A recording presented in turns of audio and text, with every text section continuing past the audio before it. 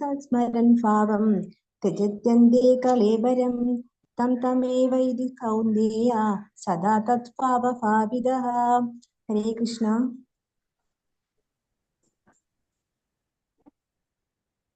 हरे कृष्ण। यं यं वापि स्मरन् भावं त्यजत्यन्ते कलेवरं तं तमेवैति कौन्तेय सदा तद्भावभावितः।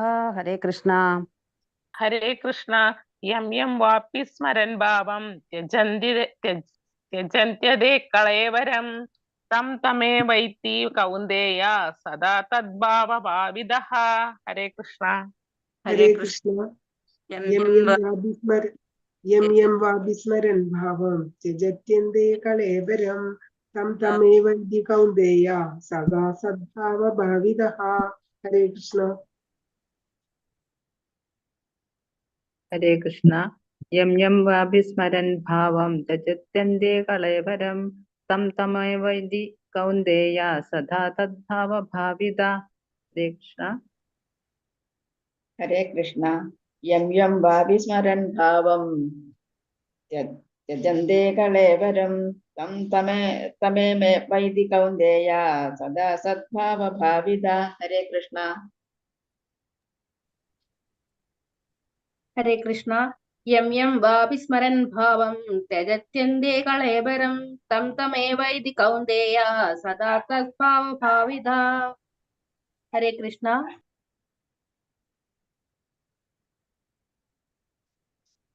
हरे कृष्ण। यं यं वापि स्मरन् भावं त्यजत्यन्ते कलेवरं तं तमेवैति कौन्तेय सदा तद्भावभावितः। हरे कृष्ण।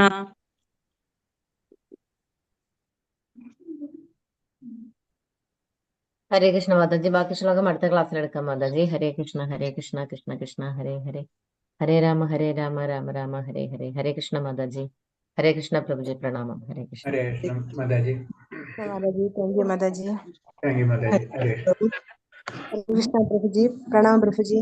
ഹരേ കൃഷ്ണ മാതാജി. എല്ലാവർക്കും പ്രണാമം. Thank you. ഹരേ കൃഷ്ണ.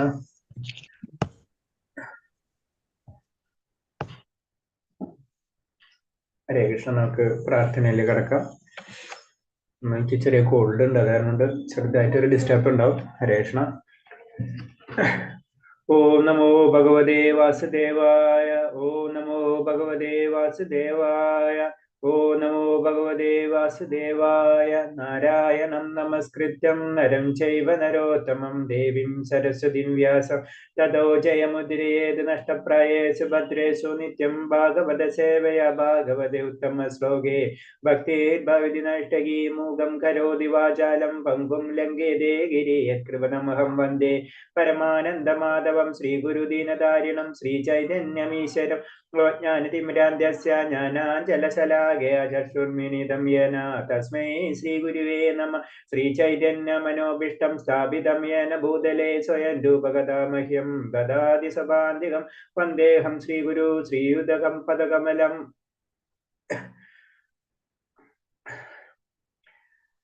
കൃഷ്ണ. ശ്രീഗുരും വൈഷ്ണവാംശ ശ്രീരൂപം സാഗരജാതം സഹന രഘുനാഥാനിതം സംസജീവം സാദൈവം സാവധൂതം പരിജന സഹിതം കൃഷ്ണ ചൈതന്യദേവം ശ്രീരാധാകൃഷ്ണപാദാൻ സഹനലളിത ശ്രീവിശാഖാനിം താംസ ഹേ കൃഷ്ണ കരുണാ സിന്ധോ ദീനബന്ധോ ജഗത്പദേ ഗോപേശ ഗോപികാന്ത രാധാകാന്ത നമസ്തുതേ. സപ്തകാഞ്ചന ഗൗരാംഗേ രാധേ വൃന്ദാവനേശ്വരി കൃഷ്ണമാനുസുതേ ദേവി പ്രണാമാമി. ഹരിപ്രിയേ വാഞ്ചകൽപതരൂപേ ച കൃപസിന്ധ്യേവ ച പതിനാം പാവനേഭ്യോ വൈഷ്ണവേഭ്യോ നമോ നമോ നമോ. വിഷ്ണുപദായ കൃഷ്ണപ്രഷ്ഠായ ഭൂതലേ ശ്രീമതേ ഭക്തിവേദാന്ത സ്വാമിന്നിധി നാമിനെ. നമസ്തേ സാരസ്വതദേവേ ഗൗരവാണി പ്രചാരിണേ നിർവിശേഷ ശൂന്യവാദി പാശ്ചാത്യ ദേശധാരിണേ. ജയ ശ്രീകൃഷ്ണ ചൈതന്യ പ്രഭു നിത്യാനന്ദ ശ്രീ അദ്വൈത ഗദാധര ശ്രീവാസാദി ഗൈരഭക്തവൃന്ദ. ഹരേ കൃഷ്ണ കൃഷ്ണ കൃഷ്ണ ഹരേ ഹരേ, ഹരേ രാമ രാമ രാമ ഹരേ ഹരേ. प्रभात की जय, गुरुदेव की जय, आनंद गौरी वैष्णव भक्त की जय. हरे कृष्ण.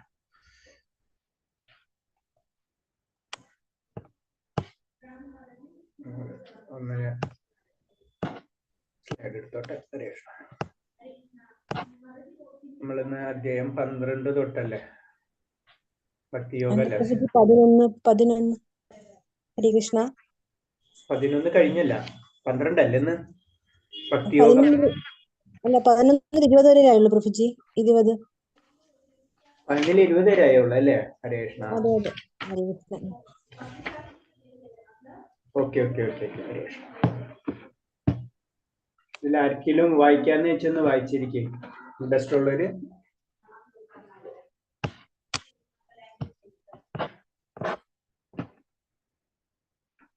ഹരേ കൃഷ്ണ.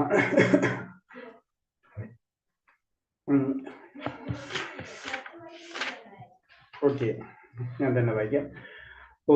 അപ്പൊ ഞാനൊന്ന് സ്ലൈഡ് മാറ്റിക്കോട്ടെ. ഞാൻ 20-12 വെച്ച് കഴിഞ്ഞില്ല അല്ലേ? ഇല്ല പ്രഭുജി, കഴിഞ്ഞില്ല, 20 വരെ ആയിട്ടുള്ളൂ. ഹരേ കൃഷ്ണ.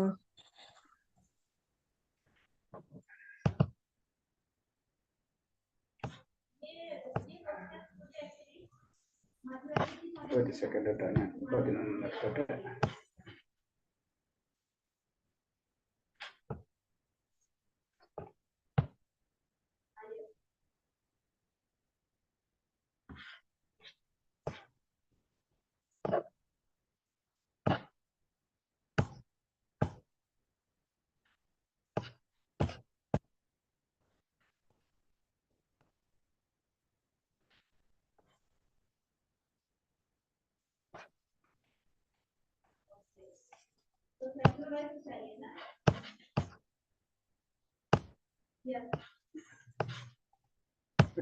ഞാനൊന്ന് എടുത്തോട്ടെ.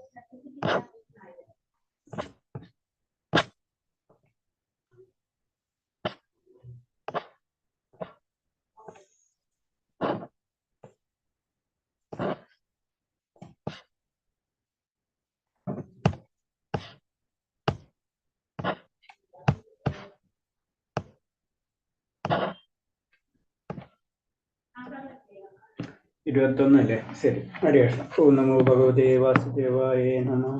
പ്രഭാതിക്ക് ജയ്, ഗുരുദേവക്ക് ജയ്, അനന്തകോടി വൈഷ്ണവ ഭക്തർക്ക് ജയ്. ഹരേ കൃഷ്ണ. 21. അമീഹിതം സുരസംഗ വിശന്തി കേചിദ്ഭീതോ പ്രജ്ഞാലയോ ഗൃണദ്ദി ശാസ്തി സ്തുപ്തമർഷസിദ്ധ സംഘ സുവന്ദിതോം സ്തുപ്തി പുഷ്കലാഭീം. ദേവഗണങ്ങളെല്ലാം ശരീരം പ്രാപിച്ച് അങ്ങയിൽ ഉൾപ്പോകുന്നു. അവരിൽ ചിലർ വല്ലാതെ ഭയപ്പെട്ട് കൂപ്പുകൈകളോടെ പ്രാർത്ഥിക്കുന്നു. മഹർഷിമാരും സിദ്ധരും ലോകത്തിൽ എല്ലാവിധ ശാന്തി ഭവിക്കട്ടെ എന്ന് നേർന്നുകൊണ്ട് അങ്ങനെ വൈദിക സൂത്രങ്ങളാൽ സ്തുതിക്കുന്നു. അപ്പൊ ഇതിലെന്ന് പറയുന്ന ഇതിൽ പറയണെന്ന് വെച്ച് കഴിഞ്ഞാൽ മഹർഷിമാരും സിദ്ധന്മാരും അങ്ങനെ എല്ലാവരും ആ ഭഗവാന്റെ ആ വിശ്വരൂപം കാണുന്ന സമയത്ത് മഹർഷിമാരായാലും സിദ്ധന്മാരായാലും അവര് ഭഗവാനെ പ്രാർത്ഥിക്കുന്ന ആ രംഗാണ് കാണിക്കുന്നത്. കാരണം ഭഗവാന്റെ രൂപം പറഞ്ഞില്ല, അത്രയും ഒരു നമുക്ക് ഇമേജ് ചെയ്യാൻ പറ്റാത്ത ഒരു രൂപമാണ്. അപ്പൊ ശരിക്കും പറഞ്ഞാൽ ഭക്തർക്ക് ഭക്തർക്കാർക്കും പേടിപ്പെടുത്തണം. അതனால் അർജുനന് തന്നെ പേടി വരുന്ന സംഭവങ്ങളൊക്കെ മനസ്സിലാവുന്നത്. എന്നിരുന്നാലും സിദ്ധന്മാരും മഹർഷിമാരും ലോകത്തിന് ശാന്തി ഭവിക്കട്ടെ എന്ന് പറഞ്ഞിട്ട് ഭഗവാന്റെ സൂക്തങ്ങള് സ്തുതിക്കുകയാണ് ചെയ്യുന്നത്. ഭഗവാനെ കാണുമ്പോൾ ഓട്ടോമാറ്റിക് ആയിട്ട് അങ്ങനത്തെ ഋഷീശ്വരന്മാരായാലും സിദ്ധന്മാരായാലും ഭഗവാനെ പ്രാർത്ഥിക്കും. അതാണ് ഇതില് പറയുന്നത് ഈ ശ്ലോകത്തില്. അടുത്തത് രുദ്രാദിതവാസവോ യേ ചാസാത്യ വിശ്വാസിനമരുത ജോഷ്മഭാംസ ഗന്ധർവയർഷാസുരസിന്ധസഗ്ഗ വീഷന്തേതോ വിസ്മിതാശ്ചൈവ സർവേ. പരമശിവന്റെ വിവിധ ആർഭാവങ്ങളും കൂടാതെ ആദിത്യന്മാർ, വസുക്കൾ, സാധ്യ, വിശ്വദേവന്മാർ, അശ്വിനി ദേവങ്ങൾ, മരുത്തുക്കൾ, പൃഥുകൾ, ഗന്ധർവന്മാർ, യക്ഷന്മാർ, അസുരന്മാർ, സിദ്ധന്മാർ എന്നീ വിവിധ രൂപാധികളും ആശ്ചര്യത്തോടെ അങ്ങയെ നോക്കുന്നു. അപ്പൊ പരമശിവന്റെ വിവിധ ആവിർഭാവങ്ങൾ, അപ്പൊ ഭഗവാൻ പരമേശ്വരനെ തന്നെ നമുക്കറിയാം 11 രുദ്രന്മാരെന്നുള്ള ഇതൊക്കെ നമുക്ക് അറിയാവുന്നതാണ്. അതുപോലെ തന്നെ ആദിത്യന്മാര്, വസുക്കൾ, ഇവരൊക്കെ ഇവരെന്താ പറയുന്നത്, എന്നീ വിവിധ രൂപാധികളും ആശ്ചര്യത്തോടെ അങ്ങയെ നോക്കുന്നു. അപ്പൊ ഇവരെല്ലാവരും, അതായത് ദേവന്മാരെല്ലാവരും ഭഗവാനെ കാണുന്നുണ്ട്. ശരിക്കും ഭഗവാനിൽ തന്നെയാണ് ദേവന്മാർ. നമുക്കറിയാം ഭഗവാന്റെ അവയവങ്ങൾ അല്ലെങ്കിൽ ഭഗവാനിൽ തന്നെയാണ് ദേവന്മാർ. ആ ദേവന്മാര് തന്നെ ഭഗവാനെ കാണും. അതാണ് ആത്മീയത എന്ന് പറഞ്ഞ, അതിന് ഭഗവാന്റെ ശക്തി എന്ന് പറഞ്ഞ അതാണ്. അപ്പൊ അതാണ് ശ്ലോകം. നെക്സ്റ്റ്, രൂപം മഹത്ത് ബഹുവക്ത്ര നേത്രം മഹാബാഹോ ബഹുബാഹുരൂപപാദം ബഹുധരം ബഹുദ്രഷ്ടകളാരം ദൃഷ്ടാലോക പ്രവർത്തിത താസ്തദാഹം. മഹാഭാവോ, എല്ലാ ഗ്രഹങ്ങളും അവയിൽ വാഴുന്നവരും ഭയാകുലരാണ്. അനേകം മുഖങ്ങളും കാലുകളും ഉദരങ്ങളും അസംഖ്യം ഭീകരദഷ്ടങ്ങളുമുള്ള അങ്ങയെ ഈ വിശ്വരൂപം കണ്ടിട്ട് സർവ്വലോക നിവാസികളും ഞാനും അസ്വസ്ഥരാകുന്നു. അപ്പൊ ഈ ശ്ലോകത്തോടുകൂടി അർജുന അസ്വസ്ഥത സ്റ്റാർട്ടാവും. ആദ്യം എന്ന് പറഞ്ഞു കഴിഞ്ഞാൽ ആശ്ചര്യവും അതൊക്കെ ആയിരുന്നു. പിന്നെ ഇപ്പൊ വരുമ്പോൾ ഇതൊക്കെ എല്ലാം കൂടെ കാണുന്നതോടുകൂടി, ഭഗവാന്റെ ആ വിശ്വരൂപം കാണുന്നതോടുകൂടി അർജുനന് പേടി വരണം ഈ സമയത്ത്. അതാണ് ഈ ശ്ലോകത്തിന്റെ അർത്ഥം. കാരണം ഞാൻ മാത്രമല്ല, എല്ലാ ഗ്രഹങ്ങളിലും അവയിൽ വാഴുന്നവരും ഭയാകുലരാണെന്ന് പറയുന്നത്. കാരണം അത്രയും പേടിപ്പെടുത്തുന്ന രൂപമാണ്. അതാണ് ഭഗവാന്റെ രൂപം. ഭഗവാൻ ഈ വിശ്വരൂപം കാണിക്കുന്ന സമയത്ത് എല്ലാവരും പേടി, ഒന്നാമത്തെ ഭഗവാനുള്ള ആദരവ് അതെല്ലാതുണ്ട്. പക്ഷെ ആ രൂപം, അതായത് ഇതിൽ പറയുന്നത്, ഇത് നരസിംഹാവതാരത്തിന്റെ കാര്യത്തിൽ നമുക്കറിയാം അല്ലെ. നരസിംഹാവതാരത്തിന്റെ സമയത്ത് എല്ലാവരും പേടിക്കുന്നു. പക്ഷെ അതൊരു ഭക്തൻ, പ്യുവർ പ്രഹ്ലാദൻ മാത്രമാണ് അത് പേടിക്കാതിരിക്കുന്ന ഒരു സംഭവം. അതേപോലെ തന്നെ വിശ്വരൂപം കാണിക്കുന്ന സമയത്ത് പ്രഹ്ലാദനെ പോലെയല്ല ബാക്കിയുള്ള ഒരു ഭക്തൻ. പ്രഹ്ലാദൻ എന്ന് പറഞ്ഞത് ഭഗവാൻ അത്രയും ഒരു പറയുന്ന വെച്ചാൽ പ്രഹ്ലാദനെ കയ്യിൽ ഭഗവാൻ പ്രഹ്ലാദനെ കയ്യിലെടുത്തതിന് ശേഷം നമ്മൾ സിംഹം ചെറിയ കുട്ടികളെ നക്കണ പോലെ തന്നെയാണ് പ്രഹ്ലാദനെ ചെയ്തെന്നാ പറയുന്നത്. ബാക്കി എല്ലാവർക്കും അവിടെ നിക്കക്കളിയില്ല. അത്രയും ബുദ്ധിമുട്ടുള്ള ഒരു സമയമായിരുന്നു. പക്ഷെ അതിന് പറഞ്ഞ ഭഗവാൻ അത്രയും അത്രയും നരസിംഹം എന്ന് പറഞ്ഞാൽ ഉഗ്ര നരസിംഹമൂർത്തിയായിട്ടാണ് വരുന്നത്. അപ്പൊ എല്ലാ കോപം കൊണ്ട് ആ ലോകം നശിക്കുന്ന സമയത്തും ആ ഭക്തന്റെ മുന്നിൽ എത്തിയപ്പോ ഭഗവാൻ അത്ര സ്നേഹത്തിലേക്ക് വരുന്ന ഒരു രംഗമുണ്ട് അതില്. അപ്പൊ ഇതേപോലെ തന്നെ, പക്ഷെ ഇതിൽ പറഞ്ഞെന്ന് വെച്ചാൽ ഭഗവാന്റെ വിശ്വരൂപം മറ്റുള്ളവർക്ക് എല്ലാവരും കാണിക്കുന്ന സമയത്ത് അർജുനന് പോലും ആ പേടി വരുന്നെന്നാണ് ഇതിൽ പറയുന്നത്, ഈ ശ്ലോകത്തിൽ പറയുന്നത്. ഇനി നെക്സ്റ്റ് 24. നബ്ബേ സപ്സ്രം ദീപ്തമനേക വർണ്ണം വ്യാപ്തനനം ദീപ്ത വിശാല നേത്രം ദൃഷ്ടോ ഹീതോ പ്രവർത്തതാന്തരാത്മാ തൃപ്തിം ന വിദാമി സംച വിഷ്ണു. അല്ലയോ സർവ്വവ്യാപിയായ വിഷ്ണു, ആകാശം മുട്ടുന്ന അങ്ങേ അനേക വികരണ വർണ്ണജാലങ്ങളോട് കൂടിയതും പിളർന്നു വായോട് കൂടിയും തിളങ്ങുന്ന വലിയ കണ്ണുകളോടും കൂടിയും കണ്ടിട്ട് എന്റെ മനസ്സ് ഭയം കൊണ്ട് അസ്വസ്ഥമാകുന്നു. എനിക്ക് എന്റെ സ്ഥൈര്യത്തെയും മനസ്സിന്റെ സന്തുലാവസ്ഥയും നിലനിർത്താൻ കഴിയുന്നില്ല. അപ്പൊ ഭഗവാന്റെ ശക്തിനെ പറ്റി വർണ്ണിക്കുന്നതാണ്. ആകാശം മുട്ടത്തോളണം ഭഗവാന്റെ ആ ശക്തി വരുന്നത്. അപ്പൊ അതേപോലെ തന്നെ പിളർന്ന വായോട് കൂടിയും തിളങ്ങുന്ന കണ്ണുകളോടുകൂടി. അപ്പൊ ആ ഭീകരമായിട്ടുള്ള രൂപമായിട്ടാണ് അർജുനന് തോന്നുന്നത്. അതിന് പറഞ്ഞത് എനിക്ക് സന്തുലനാവസ്ഥ നിലനിർത്താൻ കഴിയും, എനിക്ക് എന്നെ തന്നെ നിലനിർത്താൻ കഴിയുന്നില്ല. നമുക്ക് അറിയാം, നമുക്ക് എന്തെങ്കിലും ഒരു പേടിയൊക്കെ വരുന്ന സമയത്ത് ആ സമയത്ത് നമ്മൾ താഴ്ത്തു വീണു പോകും അല്ലെ, അത്രയും പേടി. അതേപോലെ തന്നെ ഒരു അവസ്ഥ, പേടി വരുന്ന ഒരു അവസ്ഥയാണ് ഈ ശ്ലോകത്തില് പറയുന്നത്. 25-ാമത്തെ. ഇതൊക്കെ ഭഗവാന്റെ വർണ്ണനകൾ മാത്രമേ ഉള്ളൂ. അപ്പൊ അതിന് ഡീറ്റെയിൽസ് ഇല്ല, ജസ്റ്റ് അത് കാരണം കൊണ്ട് ഞാൻ ഡീറ്റെയിൽ പറയാത്തതില്. ദൃഷ്ടകരാളാനി ചതേ മുഖാനി ദൃഷ്ടൈവ കലാനനസന്നിഭാനി ദിശോ ന ജാനലഭേശ ശർമ്മ പ്രസീദ ദേവസ്യ ജഗനിവാസ. ലോകനാഥനായ ദേവദേവ പ്രസാദിക്കണേ. പാളുന്ന കാലഗ്നി ജ്വാലകളെ പോലെ ഇരിക്കുന്ന ദൃഷ്ടകരങ്ങളെ അങ്ങയുടെ മുഖങ്ങളെ കണ്ടിട്ട് എനിക്ക് സമനില തെറ്റുന്നു, ദിഗ്ഭ്രമം അനുഭവപ്പെടുന്നു. അപ്പൊ ഇതിന് വീണ്ടും അർജുനന് ആ വിഷമം, എന്താണ് പറയുന്നത്, ആ കാലാഗ്നി പോലെ ഇരിക്കുന്ന ദൃഷ്ടാംഗങ്ങൾ, ഇതൊക്കെ ഒന്നിച്ച് ആ മുഖങ്ങളൊക്കെ കണ്ടിട്ട് എനിക്ക് സമനില തെറ്റുന്ന പറയുന്നു. അപ്പൊ ആ പേടി വരുന്ന ഇതൊക്കെ വരുന്നത് ആദ്യം ആശ്ചര്യമായിരുന്നു അല്ലെ ഭഗവാനെ കാണുമ്പോൾ, പിന്നെ വരുമ്പോ പേടി വരണം. പിന്നെ ലാസ്റ്റ് അർജുനൻ പറയുന്നുണ്ട് എനിക്ക് അങ്ങയുടെ പഴയ രൂപം തന്നെ കാണിച്ചു തരാൻ പറയുന്നുണ്ട്. ഇതിപ്പോ ആ പേടി വരുന്ന ആ ശ്ലോകങ്ങളാണ് ഇത് മുഴുവനും പറയുന്നത്. അമീചതം ദൃഷ്ടരാഷ്ട്രസ്യ പുത്ര സർവേ സഹവാനി ബാലസംഗേ ഭീഷ്മോ ദ്രോണ സൂതപുത്ര സദേശോ സഹാസ്മദീരയോധമുഖ്യേ വക്രാണി തേ ത്വരമാണ വിശന്തി ദ്രഷ്ടാകരാളാനി ഭയാനകാനി കേചിദിഗ്നാദശാന്തരേഷു സംദൃശ്യന്തെ ചൂർണതരുത്തമാഗ്നേ ധൃതരാഷ്ട്രപുത്രന്മാരെല്ലാം അവരെ സഹായിക്കുന്ന രാജാക്കന്മാരും ഭീഷ്മർ, ദ്രോണർ, കർണർ എന്നിവരും നമ്മുടെ യോദ്ധാക്കളിൽ പ്രമുഖമുള്ളവരെല്ലാം അങ്ങയുടെ ഭീകരങ്ങളായ വായുകളിലേക്ക് അതിവേഗത്തിൽ കടന്നു പോവുകയാണ്. ആ ദൃഷ്ടാങ്ങൾക്കിടയിൽപ്പെട്ട് ചിലരുടെ ശിരസ് ചതഞ്ഞരിയുന്നു. അപ്പൊ ഈ ശ്ലോകത്തിൽ നമുക്ക് ഒരു കാര്യം മനസ്സിലാവാം. കാരണം എന്ന് വെച്ച് കഴിഞ്ഞാൽ ഭീഷ്മര്, ദ്രോണര്, കർണര് ഇവരൊക്കെ എവിടേക്കാ ഭഗവാന്റെ വായിലുള്ളിലേക്ക് അതിവേഗം കടന്നു പോവുകയാണ്. അപ്പൊ ശരിക്കും പറഞ്ഞു ഇവിടെ അതിന്റെ കറക്റ്റ് ഈ ശ്ലോകത്തിൽ നമുക്ക് ഒരു കാര്യം മനസ്സിലാക്കാം. അർജുനനോട് ഭഗവാൻ പറയുന്നുണ്ട്, നീ ഇതൊക്കെ ഈ കാലം കഴിഞ്ഞു പോയി. അതായത് അവരൊക്കെ മരണപ്പെട്ട്. ഇതിപ്പോ ശരിക്കും അർജുനൻ യുദ്ധം ചെയ്യുന്നതിന് മുന്നേ തന്നെ അവര് മരണപ്പെട്ട കാര്യങ്ങൾ അർജുനൻ കാണണം. അതിന് ഇതില്ലേ. അതായത് നമ്മള് വരാനിരിക്കുന്ന കാലം ഇപ്പോഴേ കാണണം. അതാണ് ഈ ശ്ലോകത്തിന്റെ ഏറ്റവും വലിയത്. കാരണം അതിൽ പറഞ്ഞില്ല, ഭീഷ്മ, ദ്രോണ, കർണ എന്നിവരുടെ യോദ്ധാക്കളെ പ്രമുഖരായ അങ്ങയുടെ ഭീമകരങ്ങളായ വായ്ക്കളിലേക്ക് അതിവേഗം കടന്നു പോവുകയാണ്. അപ്പൊ നമ്മൾ ആലോചിച്ചാല്, നമ്മൾ ശ്രദ്ധിച്ചാൽ അറിയാം, അർജുനന് ഗീതോപദേശം ഭഗവാൻ കൊടുക്കുന്ന സമയത്താണ് ഭഗവാന്റെ വിശ്വരൂപമൊക്കെ കാണുന്നത്. ആ വിശ്വരൂപം കാണുന്ന സമയത്ത് തന്നെ ഇവര് ഈ കർണനും ദ്രോണരും ഒക്കെ ഇവര് മരിച്ച് അതില് ഭഗവാന്റെ വായന്റെ ഉള്ളിലേക്ക് പോയി കഴിഞ്ഞു. അപ്പൊ ആ സമയത്ത് അതിന് ഭഗവാൻ പറഞ്ഞത് ഇതൊക്കെ കഴിഞ്ഞു പോയി, ഇതൊരു നിമിത്തമാണ്. നമ്മ ചില കാര്യങ്ങള് അത് ചെയ്ത് കഴിഞ്ഞിട്ടുണ്ടാവും. അപ്പൊ അതേപോലെ തന്നെയുള്ള ഒരു ഇതാണ്. അതായത് അതിന് ഭഗവാന്റെ ശക്തി എന്ന് പറഞ്ഞത് ഇത് നമുക്ക് മനസ്സിലാവില്ല. ഇപ്പൊ ഇത് ഈ ശ്ലോകത്തിൽ തന്നെ ആ ഭഗവാന്റെ ശക്തിനെ പറ്റി നമുക്ക് മനസ്സിലാക്കാം. കഴിഞ്ഞ കാലം അത് ശരിക്കും അവരൊക്കെ മരിച്ചുപോയി. പക്ഷെ യുദ്ധം പിന്നീടാണ് നടക്കുന്നത്, അല്ലെ? യുദ്ധം നടക്കുന്നത് മഹാഭാരതത്തിൽ പിന്നീടാ. അതാണ് അതിന്റെ ഡിഫറൻസ്.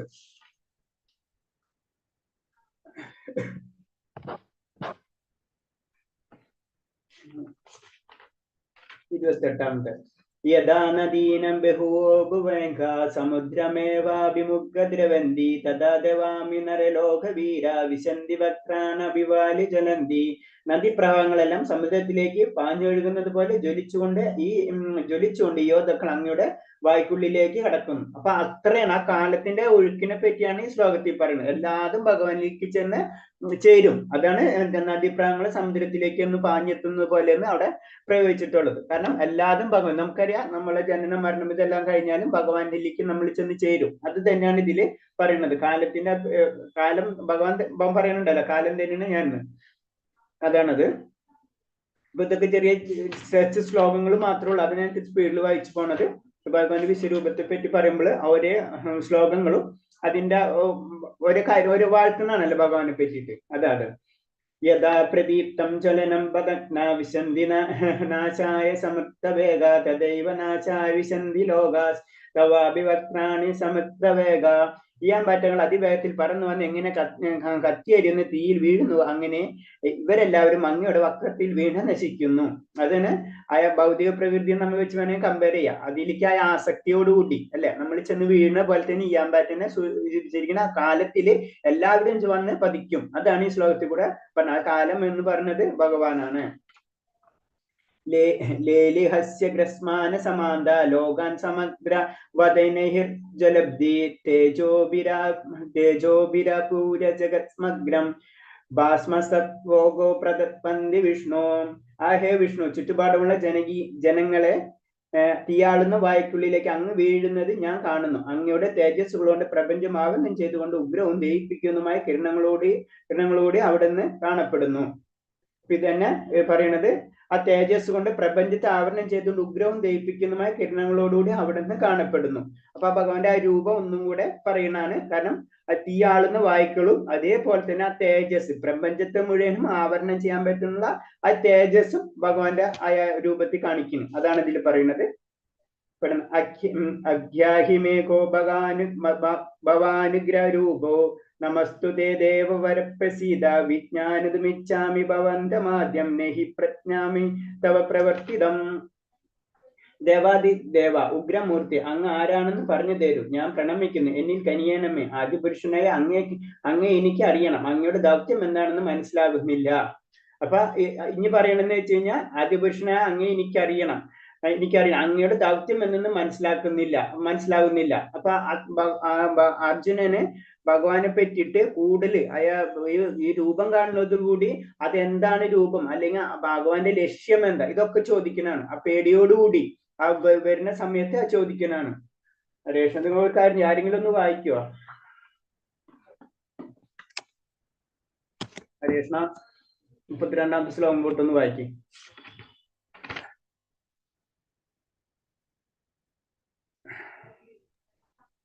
ആരും മുക്കെടുത്തിട്ടില്ലേ? ഹരേ കൃഷ്ണ, അറിഞ്ഞ് വായിച്ചോളൂ. ഹരേ കൃഷ്ണ. ഹരേ കൃഷ്ണ.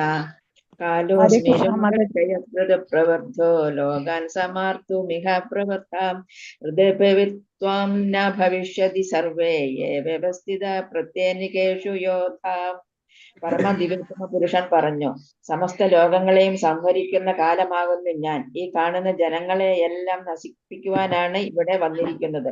നിങ്ങൾ പാണ്ഡവരൊഴികെ 2 കക്ഷിയിലും പെട്ട യോദ്ധാക്കൾ ഏവരും കൊല്ലപ്പെടും. ഹരേ കൃഷ്ണ. കൃഷ്ണ, എനിക്കൊന്ന് ഇത്ര സുഖില്ല, അത് കാരണം കൊണ്ടാ. പരമദിവ്യോത്തമ പുരുഷൻ പറഞ്ഞു, സമസ്ത ലോകങ്ങളെയും സംഹരിക്കുന്ന കാലമാകുന്നു. ഈ കാണുന്ന ജനങ്ങളെ നശിപ്പിക്കുവാനാണ് ഞാൻ ഇവിടെ സന്നിഹിതനായിരിക്കുന്നത്. നിങ്ങൾ പാണ്ഡവരൊക്കെ 2 കക്ഷിയിൽപ്പെട്ട യോദ്ധാക്കൾ എല്ലാവരും കൊല്ലപ്പെടും. അപ്പൊ ഇത്തരം ഭഗവാൻ ഗ്യാരണ്ടി ആ പറയണ അർജുനനോട് പറയണ. കാരണം അത് കഴിഞ്ഞു, ഒരു തരത്തില് ഭഗവാൻ അറിയാം ഇതൊക്കെ കഴിഞ്ഞു പോയിന്ന് അല്ലെ, ആ രംഗങ്ങളൊക്കെ കഴിഞ്ഞു പോയി. അത് കാരണം കൊണ്ടാണ് പാണ്ഡവരൊഴികെ ബാക്കി എല്ലാ യോദ്ധാക്കളും കൊല്ലപ്പെടുന്നു ഭഗവാൻ പറയുന്നു. അത് കാരണം ഭഗവാനെ മുന്നിൽ നടക്കുന്ന കാര്യങ്ങൾ മുഴുവൻ അറിയാം. അതാണ് ഈ ശ്ലോകത്തിന്റെ മീനിങ്. അടുത്ത ശ്ലോകം അതായത്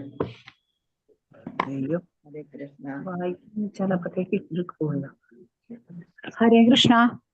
തസ്മാത് പ്രഭു വായിക്കട്ടെ. ആ വായിച്ചോളൂ മാതാജി. തസ്മാത് മുത്തിഷ്ഠ യശോലഭസ്വ ജിത്വാൻ ശത്രുൻ ഭുക്ഷ രാജ്യം സമൃദ്ധം മയൈവൈദേ നിഹതാ പൂർവമേവ നിമിത്തമാത്രം ഭവസവ്യസാജിൻ. അതിനാൽ എഴുന്നേൽക്കൂ, പൊരുതി യശസ്സു നേടാൻ തയ്യാറാകൂ. ശത്രുക്കളെ ജയിച്ചിട്ട് സമൃദ്ധമായ രാജ്യം ഭരിക്കൂ.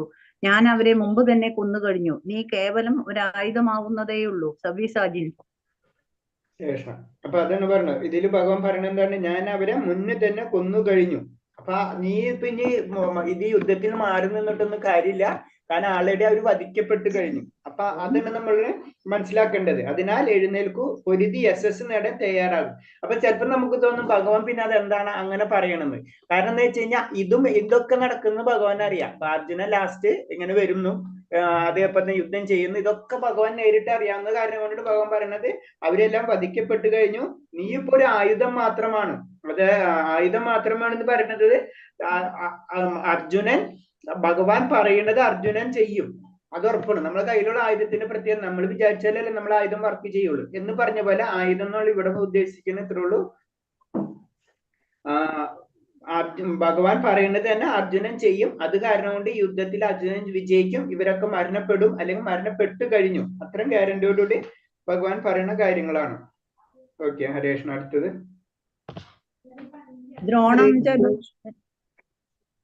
ദ്രോണം ച ഭീഷ്മം ച ജയദ്രഥം ച കർണം തഥാ ജ്ഞാനവിദോദവീരാൻ മയാ ഹതാംസ്തം ജഹിമാ വ്യദിഷ്ട യുദ്ധസ്വ ജയദാസി രണേ സപ്തനാൻ. ഭീഷ്മൻ, ദ്രോണൻ, ജയദ്രഥൻ, കർണൻ എന്നിവരും മറ്റു മഹാരഥന്മാരും ഇപ്പോൾ തന്നെ എന്നാൽ കൊല്ലപ്പെട്ടു കഴിഞ്ഞു. അവരെ കൊല്ലുന്നതിൽ നിനക്ക് ദുഃഖം വേണ്ട. നീ പൊരുതുക മാത്രം ചെയ്താൽ മതി. ശത്രുക്കൾ തോറ്റുപോകും. ഹരേ കൃഷ്ണ. ഹരേ കൃഷ്ണ. ഇതിൽ പറയുന്ന എല്ലാ പരിപാടികളും പരമപുരുഷൻ നിശ്ചയിച്ചതുപോലെ തന്നെ നിറവേറ്റുന്നു. എന്നാൽ കൃഷ്ണൻ ഇഷ്ടമനുസരിച്ച് അവ നിർവഹിക്കുന്നതിനുള്ള ബഹുമതി ഭക്തന്മാർക്ക് ലഭിക്കണമെന്ന് കരുണാനിധിയായ ഭഗവാന്റെ ഗീതം. അപ്പൊ ശരിക്കും തന്നെ ഭഗവാൻ നിശ്ചയിക്കുന്ന അനുസരിച്ചാണ് കാര്യങ്ങൾ നടക്കുന്നത് അല്ലെ. പക്ഷെ എന്താണ്, ഭഗവാന്റെ ആ കരുണ കാരണം കൊണ്ട് അത് ഭക്തർക്ക് കിട്ടട്ടെ, അതിന്റെ ബഹുമതി, അതിനു വേണ്ടിയാണ് ഭഗവാൻ അർജുനൻ കൊണ്ട് കാര്യങ്ങളൊക്കെ ചെയ്യിപ്പിക്കുന്നത്. അതാണ് ഇതിൽ പറഞ്ഞത്. അതിനാൽ ഏവരും ഒരു ആധ്യാത്മിക ആചാര്യന്റെ സഹായത്താൽ ഭഗവാനെ പറ്റി മനസ്സിലാക്കുകയും കൃഷ്ണാവബോധത്തോടെ പ്രവർത്തിക്കുകയും ചെയ്യുന്ന ഒരു പദ്ധതിയിലൂടെ ജീവിതം മുന്നോട്ട് നീങ്ങേണ്ടതാണ്. അപ്പൊ നമ്മളെപ്പോഴും ചെയ്യേണ്ടതെന്ന് വെച്ച് കഴിഞ്ഞാൽ ഭഗവാൻ, അതായത് ആധ്യാത്മിക ആചാര്യ എന്ന് പറയുമ്പോൾ നമുക്കറിയാം ഭഗവാന്റെ തന്നെ ഒരു പ്രതിനിധിയാണ് അല്ലെ. അപ്പൊ ആ പ്രതിനിധി, അപ്പൊ ആ ആധ്യാത്മിക ആചാര്യന്റെ സഹായത്തോടു കൂടിയായിരിക്കണം നമ്മുടെ എല്ലാ പ്രവർത്തികളും നടക്കേണ്ടത്. എന്നാലേ നമ്മളെ ജീവിതം മുന്നോട്ട് പോകാൻ പറ്റുള്ളൂ. അതായത് ആത്മീയമായിട്ടുള്ള ജീവിതം നമുക്ക് മുന്നോട്ട് പോകാൻ പറ്റുള്ളൂ എന്നാണ് പറയുന്നത്. അടുത്തത് 35 വായിച്ചോളൂ മാതാജി. ഓരോരുത്തരായിട്ട് വായിച്ചോളൂ.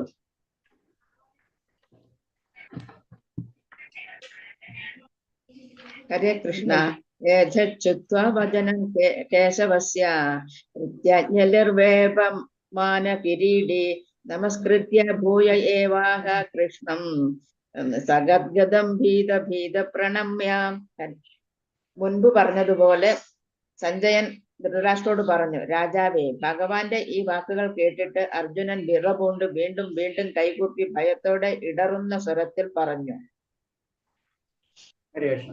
അപ്പൊ ഇതില് പറയുന്നത് കൃഷ്ണന്റെ വിശ്വരൂപം ദർശിച്ചുകൊണ്ട് അർജുനൻ അത്ഭുതഭ്രാന്തനായി പോയി. വീണ്ടും വീണ്ടും ആദരപൂർവ്വം കൃഷ്ണനെ കൈകൂപ്പി വന്നിച്ചു ഇടറുന്ന സ്വരത്തിൽ പ്രാർത്ഥിച്ചു. സ്നേഹിതന്റെ നിലയിലല്ല, അമ്പരപ്പാർന്ന ഭക്തന്റെ നിലയിലായിരുന്നു അപ്പോൾ അദ്ദേഹം. അപ്പൊ ഇവിടെ എന്ന് പറയുമ്പോൾ അടുത്ത ഞാൻ പറഞ്ഞു പേടിക്കുന്ന ഒരു അവസ്ഥയിലേക്ക് അർജുനൻ എത്തി. അതാണ് പറയുന്നത് വീണ്ടും അപ്പൊ നമുക്കൊരു പേടിച്ച് ആദരവോടും വീണ്ടും ആദരവും ഉണ്ട്, അതിൽ പേടിയുണ്ട്, ഈ രണ്ടും കൂടെ ഒരു അവസ്ഥയാണ്. അപ്പൊ ആ സമയത്ത് സ്നേഹിതന്റെ നിലയിലല്ല, അമ്പരപ്പാർന്ന ഭക്തന്റെ നിലയിലാണെന്നാണ് പറയുന്നത്. അടുത്തത് മകജ്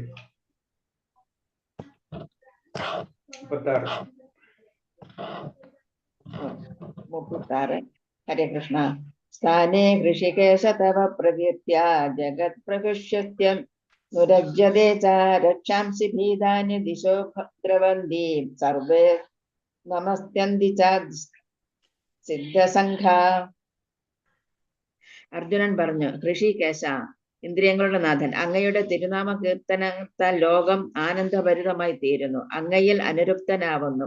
സിദ്ധി നേടിയവർ അങ്ങയെ പ്രണമിക്കുന്നുവെങ്കിലും അസുരഗണങ്ങൾ ഭയപ്പെട്ട് അങ്ങുമിങ്ങും പായുകയാണ്. ഇത് ഉചിതം തന്നെ. ഹരേ കൃഷ്ണ. ഹരേ കൃഷ്ണ. ഇതിൽ പറഞ്ഞ ഇങ്ങനെ രണ്ടു കൂട്ടരിലും വ്യത്യസ്ത പ്രതികരണം ഉണ്ടായിരിക്കുന്ന കൃഷ്ണൻ വാഴ്ത്തുകയാണ്. അതായത് അസുരന്മാരും ദേവന്മാരും. അസുരന്മാർക്ക് എപ്പോഴും ഭഗവാനെ പേടിയാണ്. അത് കാരണം അസുരന്മാര് ഭയപ്പെട്ട് അങ്ങോട്ടും ഇങ്ങോട്ടും പായുന്നത്. പിന്നെ പ്രവർത്തനം ഏത് വിധേയമായാലും ഭക്തൻ എപ്പോഴും ഭഗവാനെ സ്തുതിക്കുന്നു. കാരണം പരമപുരുഷൻ ചെയ്യുന്നതെല്ലാം അയാൾക്ക് ഗുണകരമായിരിക്കുമെന്ന് അയാൾക്കറിയാം. അപ്പൊ നമ്മള് ശരിക്കും ഒരു ഭക്തൻ എന്ന് പറയുമ്പോൾ അതിൽ പോസിറ്റീവ് നെഗറ്റീവ് ഒന്നും നോക്കില്ല. കാരണം എപ്പോഴും ഭഗവാനെ സ്തുതിക്കുക എന്നുള്ളത്. നമുക്ക് കിട്ടുന്ന ഫലങ്ങളെ പ്രതീക്ഷിച്ചിട്ടല്ല നമ്മൾ ഭഗവാനെ സ്തുതിക്കേണ്ടത്. അതിന് തന്നെയാണ് ഇൻഡയറക്റ്റ് മീനിങ് എന്ന് പറയുന്നത്. അതിന് നമുക്കിപ്പോ ചിലപ്പോൾ ചില സമയത്ത് നമുക്ക് പല നെഗറ്റീവ് ആയിട്ടുള്ള സംഭവിക്കാം, പോസിറ്റീവ് ആയിട്ട് സംഭവിക്കാം. അത് നമ്മളെ ഭഗവാനായിട്ട് നമ്മൾ ബന്ധപ്പെടുത്തരുത്. ഭഗവാൻ നമ്മളെല്ലാതും ഭഗവാൻ അത് നല്ല കാര്യത്തിനാണ് നമുക്ക് ചെയ്തു തരുന്നത് നമ്മൾ മാത്രം ചിന്തിച്ച് മുന്നിലേക്ക് പോകണം. അതാണ് ഇതിൽ പറയുന്നത്.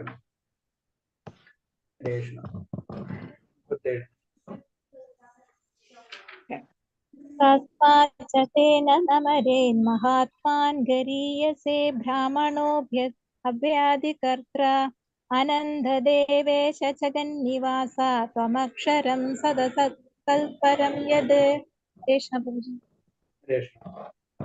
ബ്രഹ്മാവിനേക്കാളും ശ്രേഷ്ഠമായ പുരുഷോത്തമ, അങ്ങയാണ് ആദിമനായ ശ്രേഷ്ഠ. എങ്കിൽ എന്തുകൊണ്ട് അവർക്ക് ഭക്ത്യാദർവപൂർവ്വം അങ്ങയെ പ്രണമിക്കുന്നില്ല? അതിരില്ലാത്തവന് പ്രപഞ്ചത്തിന്റെ ആശയവുമായ ദേവാദിദേവ, അങ്ങയ്ക്ക് ആശയവും കാരണങ്ങൾക്ക് കാരണമായ ഭൗതിക പ്രകൃതിക്ക് ഉപരിയാണ് അങ്ങ്. അപ്പൊ ഇത് പറഞ്ഞത് ബ്രഹ്മാവിനേക്കാൾ ശ്രേഷ്ഠം പുരുഷോത്തമ, അങ്ങയാണ് ആദിമ സൃഷ്ടം. എങ്കിൽ എന്തുകൊണ്ട് അങ്ങയെ പ്രണമിക്കുന്നു? അതിരില്ലാത്ത പ്രപഞ്ചം. ഇതിൽ പറയണെന്ന് വെച്ച് കഴിഞ്ഞാൽ ഇപ്പൊ എല്ലാവരും ഭഗവാനെ പ്രാർത്ഥിക്കണം. അപ്പൊ ശരിക്കും പറഞ്ഞു കഴിഞ്ഞാൽ അസുരന്മാര് ഭഗവാനെ പ്രാർത്ഥിക്കുന്നില്ല. അതാണ് ഇതിൽ ഇൻഡയറക്റ്റ് പറഞ്ഞു തരുന്നത്. പിന്നെ എല്ലാവരും ആരാധ്യനാണ് കൃഷ്ണൻ എന്ന് അർജുനനെ സൂചിപ്പിക്കുന്നു. മഹാത്മാ, ഭഗവാന്റെ മനസ്കൃതിയും അപാരതയും അനന്തൻ, ഭഗവാന്റെ സ്വാധീനയ്ക്കും ചൈതന്യവും കീഴ്പ്പെടുത്തുന്നതുമായ ഒന്നും തന്നെയില്ല. ദേവാദിദേശം, സർവ്വദേവന്മാരുടെ ആധിപത്യ നിയന്ത്രവുമായ കൃഷ്ണൻ. അക്ഷരം, ഈ ഭൗതിക സർഗം നശിച്ചു പോകുന്നതാണെങ്കിലും ഭഗവാൻ നശ്വരതയ്ക്ക് അതീതനാണ്. त्वमादिदेव पुरुषः पुराणात् विश्वस्य परं निदानं वेदासि वेद्यं च परं च धाम त्वया तदं विश्वमनन्तरूप. ഹരേ കൃഷ്ണ. ഇതിലെന്താ പറയുന്നത്? ആദിദേവനും പുരാണ പുരുഷനും പ്രപഞ്ച സൃഷ്ടിക്ക് ആധാരവും അങ്ങ് തന്നെ. അറിയേണ്ടവനും അറിയുന്നവനും അങ്ങ് തന്നെയാകുന്നു. ത്രിഗുണാതീതനായ അഭയസ്ഥാൻ അങ്ങാണ്. ഹേ അനന്തരൂപ, ഈ പ്രപഞ്ചമെന്ന് അങ്ങ് നിറഞ്ഞു നിൽക്കുകയാണ്. അപ്പൊ ഇതിൽ പറഞ്ഞ എന്താണ്? നിദാനമായിക്കൊണ്ട് സർവ്വ ആവിഷ്കാരങ്ങളും ബ്രഹ്മജ്യോതിസ് പോലും കൃഷ്ണനിൽ വിശ്രമിക്കുന്നെന്ന് സ്പഷ്ടം. നമുക്കറിയാം ഭഗവാനിലാണ് എല്ലാതും വിശ്രമിക്കുന്നത്. പിന്നെ ഈ പ്രപഞ്ചത്തിൽ സംഭവിക്കുന്നതെന്നും ഭഗവാൻ അറിയാം. അവന് അതിരുണ്ടെങ്കിൽ അത് ഭഗവാനാണ്. അറിവിനൊരു അതിരുണ്ടെങ്കിൽ അത് ഭഗവാനാണ്. അതുകൊണ്ട് വേദ്യനും വേദാവും അദ്ദേഹം തന്നെ. അപ്പൊ അറിവ് ജ്ഞാനം എന്ന് പറയുന്നത് ഭഗവാനാണെന്നാണ് പറഞ്ഞു തരുന്നത് ഇതില്. 39 വായിച്ചോളൂ മാതാജി. ഹരേ കൃഷ്ണ. വായുർവരുണോ അഗ്നിവരുണഃ ശശാങ്കഃ പ്രജാപതിഃ സംപ്രപിതാമഹശ്ച നമോ നമസ്തേ സഹസ്രകൃതഃ പുനശ്ച ഭൂയോപി നമോ നമസ്തേ. വിവർത്തനോട് വായിക്കട്ടെ പ്രഭുജി? Meaning meaning വായിച്ചിരിക്കും. വായുവും പരമനിയന്താവും യമനും അഗ്നിയും വരുണനും ചന്ദ്രനും പ്രജാപതിയും സൃഷ്ടിയിലെ പ്രഥമ ജീവാത്മാവും പിതാമഹനും അങ്ങു തന്നെ ആയതിനാൽ 1000 തവണയും അതിലേറെയും ആദരണീയമായ പ്രണാമങ്ങൾ ഞാൻ അങ്ങേക്ക് അർപ്പിച്ചുകൊള്ളുന്നു. ഹരേ കൃഷ്ണ. അപ്പൊ ഇതിൽ പറഞ്ഞു ഭഗവാന് വായു എന്ന് സംബോധന ചെയ്യാനും വായു സർവ്വവ്യാപിയാണ് ചെയ്യാൻ കാരണം വായു സർവ്വവ്യാപി എന്ന നിലയിൽ എല്ലാ ദേവന്മാരുടെ പ്രതിനിധിയായതിനാലാണ്. പ്രപഞ്ച സർവ്വത്തിൽ ആദ്യ ജീവാത്മായ ബ്രഹ്മാവ് പിതാവ് കൃഷ്ണൻ എന്നതിനെ പിതാമഹൻ എന്ന് സംബോധന ചെയ്യുന്നു. അപ്പൊ അത് ഇത്ര നമ്മൾ മനസ്സിലാക്കിയാൽ മതി. എല്ലാത്തിന്റെ അപ്പൊ ഇതിൽ തന്നെ നമുക്ക് മനസ്സിലാവും വായു ഇതൊക്കെ എല്ലാതും ഭഗവാനാണല്ലോ. നമുക്കറിയാം ഭഗവാനിൽ നിന്ന് എല്ലാം വന്നിട്ടുള്ളത്. ആ ഒരു ശ്ലോകമാണ്. നെക്സ്റ്റ് 40. നമ്മള് ഭഗവാന്റെ വിശ്വരൂപം എന്ന് പറയുമ്പോൾ ഓരോ ശ്ലോകം ഭഗവാനെ പറ്റി വിസ്തരിക്കണമെന്ന് മാത്രം മനസ്സിലാക്കിയാൽ മതി. അതിന് ഞാൻ ഇത്തിരി സ്പീഡിൽ പോണത്. 40 വായിച്ചോളൂ. ഹരേ കൃഷ്ണ. നമ പുരുസ്തഥ പൃഷ്ടസ്തതേ നമോസ്തുതേ സർവദ ഏവ സർവ അനന്തവീര്യാമിതം വിക്രമസ്ത്വം സർവം സമാപ്നോഷി തദോസി സർവസ. ഹരേ കൃഷ്ണ. മുന്നിൽ നിന്നും പിന്നിൽ നിന്നും എല്ലാ ഭാഗത്തു നിന്നും ഞാൻ അങ്ങയെ പ്രണമിക്കട്ടെ. അതിരറ്റ ശക്തിമാനെ, അങ്ങ് നിസ്സീമമായ ശക്തിയുടെ ഉടമയാണ്. സർവ്വവ്യാപിയാകയാൽ അങ്ങ് എല്ലാമാണ്. ഹരേ കൃഷ്ണ. ഹരേ കൃഷ്ണ. അപ്പൊ ഇതും ഇതേപോലെ തന്നെയാണ്. ഞാൻ എല്ലാ ഭാഗത്തു നിന്നും, അതായത് ഭഗവാന്റെ എല്ലാ ഭാഗത്തും ഒരേപോലെ ആയ ശക്തിയാണ് ഭഗവാൻ. അതാണ് ഇതിൽ പറയുന്നത്. ഭഗവാൻ എല്ലാ ശക്തിയുള്ള കേന്ദ്രം യുദ്ധരംഗത്ത് നിലനിൽക്കുന്ന പൗരാളിക സർവ്വശ്രേഷ്ഠവും പരാക്രമിയാകുമെന്ന് അർജുനൻ അംഗീകരിക്കുന്നു. അപ്പൊ അർജുനന് മനസ്സിലാവേണ്ട എല്ലാത്തിന്റെ ശക്തി ഭഗവാനാണ്. അപ്പൊ ഭഗവാന്റെ ശക്തിയിലാണ് ബാക്കി എല്ലാതും വർക്ക് ചെയ്യുന്നത് അല്ലെ. നമുക്കറിയാം ഒരു കേന്ദ്രം, എല്ലാത്തിന്റെ ഒരു കേന്ദ്രം ഉണ്ടാവും അല്ലെ. നമ്മളിപ്പോ നമ്മളെ ഭൂമിക്ക് ഒരു കേന്ദ്രം ഉണ്ട്, അതുപോലെ തന്നെ യൂണിവേഴ്സിന് എല്ലാത്തിനും ഒരു കേന്ദ്രം ഉണ്ട്. അതേപോലെ തന്നെ എല്ലാത്തിന്റെ കേന്ദ്രം അത് ഭഗവാനാണ് എന്നാണ് ഇതിൽ പറയുന്നത്. അടുത്തത് 41 42 വായിച്ചോളൂ. ഹരേ കൃഷ്ണ. സഖേതി മത്വാ പ്രസഭം യദുക്തം ഹേ കൃഷ്ണ ഹേ യാദവ ഹേ സംഖേതി അജാനതാ മഹിമാനം തദേവം മായാ പ്രമാദാത് പ്രണയേന വാപി യച്ചാവഹാസാർത്ഥമസ്തകൃദേസി വിഹാരശയ്യാസന ഭോജനേഷു ഏകോധ വ്യാപ്യച്യുത തത്സമക്ഷം തക്ഷാമയേ ത്വാമഹ പ്രമേയം. അങ്ങയുടെ മഹത്വം എന്തെന്നറിയാതെ സുഹൃത്തെന്ന് മാത്രം കരുതി ഹേ കൃഷ്ണ ഹേ യാദവ ചങ്ങാതി എന്നെല്ലാം ഞാൻ അങ്ങയെ സ്നേഹത്തിലോ സംഭ്രാന്തിയിലോ വിളിച്ചു പോന്നു. നമ്മൾ തനിച്ചായാലും മറ്റുള്ളവർക്കിടയിലായാലും വിനോദിക്കുകയോ ഇരിക്കുകയോ ഒരേ കിടക്കയിൽ കിടക്കുകയോ ആഹാരം കഴിക്കുകയോ ചെയ്യുന്ന അവസരങ്ങളിൽ പലപ്പോഴും അങ്ങയെ വേണ്ടത്ര മാനിക്കാതെ അപഹസിച്ചിട്ടുണ്ട്. അച്യുത, അങ്ങനെ പറ്റിപ്പോയ പിഴകൾക്കെല്ലാം അങ്ങയോട് ഞാനിതാ മാപ്പ് ചോദിക്കുന്നു. ഹരേ കൃഷ്ണ. ഹരേ കൃഷ്ണ.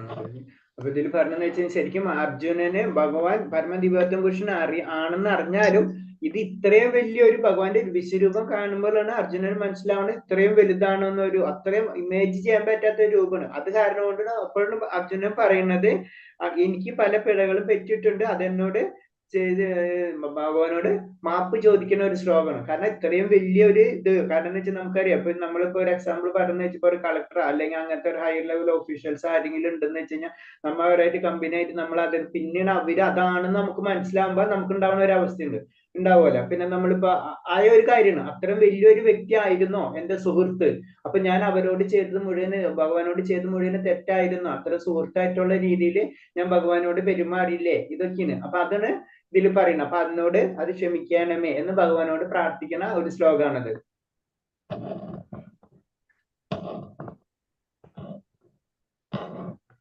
ഓക്കെ, അടുത്തത് 43. ഹരേ കൃഷ്ണ.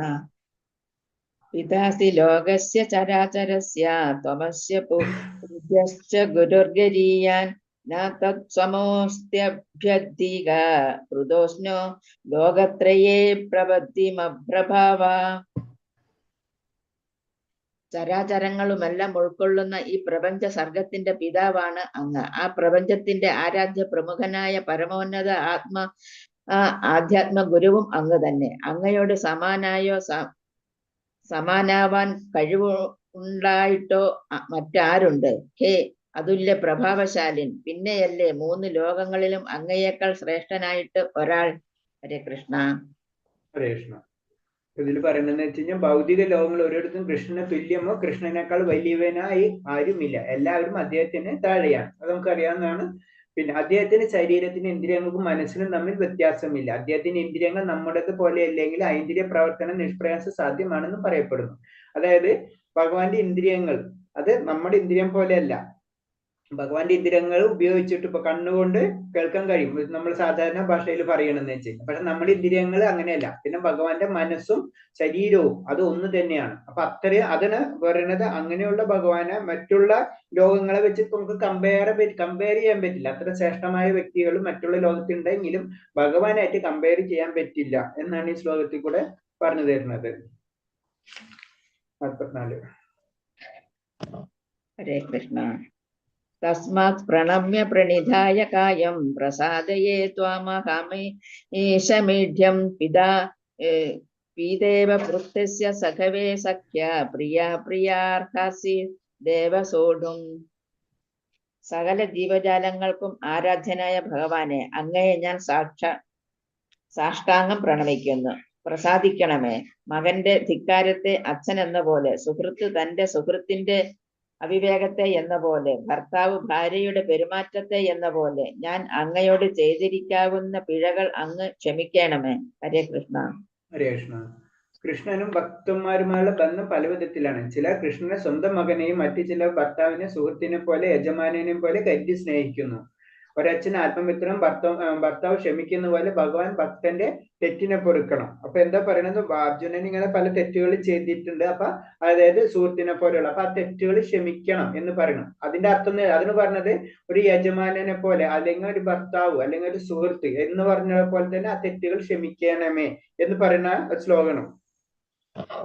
അതായത് അർജുനന് അത് മനസ്സിലായി, കാരണം എനിക്ക് തെറ്റ് പറ്റിയെന്ന്. അപ്പൊ അത് എന്നോട് ക്ഷമിക്കണം എന്ന് പറഞ്ഞിട്ടുള്ള ആ ശ്ലോകങ്ങളാണത്. 45.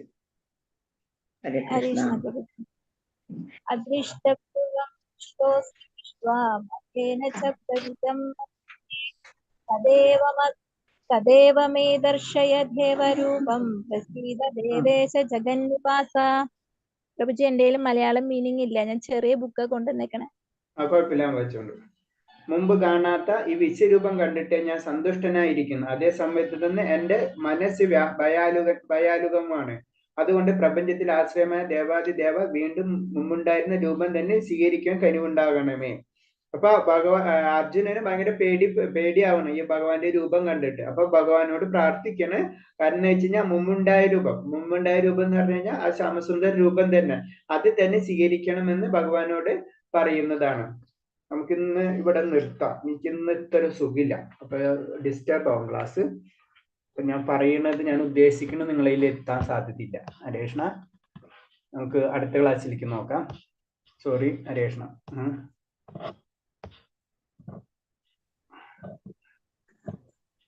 മാതാജി, ഞാനൊന്ന് സ്റ്റോപ്പ് ചെയ്തോട്ടെ ഒന്ന്. ഹരേ കൃഷ്ണ പ്രഭു. ശരി പ്രഭു. ഹരേ കൃഷ്ണ. പ്രണാമം. ഒരു ഡിസ്റ്റർബ് ആവണം. അപ്പൊ പിന്നെ ഹരേ കൃഷ്ണ. ഹരേ കൃഷ്ണ. വാഞ്ചകൽപതരൂപേച്ച കൃപാസിന്ദേവച്ച പതിനാം ഭാവനേപി വൈഷ്ണവേപി നമാനന്ദകോടി വൈഷ്ണവ ഭക്തർക്കിച്ച് പ്രഭാതിക്കിച്ച് ഗുരുദേവ. ഹരേ കൃഷ്ണ. സോറി, അടുത്ത ക്ലാസ്സിൽ നമുക്ക് എനിക്ക് കോൾഡും അതെല്ലാം കൂടെ വന്നിട്ടേ